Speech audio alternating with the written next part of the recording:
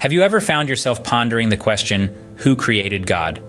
It's a question that often arises from skeptics and atheists alike, and it's a notion that, at first glance, seems to challenge the very essence of the divine. If everything that exists needs a cause, doesn't it stand to reason that God also requires a cause? And if God requires a cause, can God truly be God? This question, as profound as it may seem, is built upon a flawed premise. It presumes that God is a product of creation, much like everything else in our perceivable universe. But this assumption is misleading. Asking who created God is akin to asking what does the color blue smell like? The question, by its very nature, is flawed because it's applying a characteristic to something that doesn't possess it. Blue is not a thing that possesses a scent, and likewise, God is not a being that was created. God, as we understand, is uncaused and uncreated. God simply exists. How can this be, you may ask?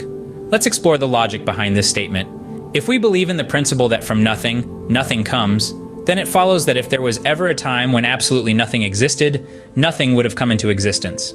Yet, here we are, in a world full of myriad things. Since there could never have been a time of absolute nothingness, it follows that something must have always existed. That ever-existing entity is what we understand as God. God is the uncaused cause of everything else that exists.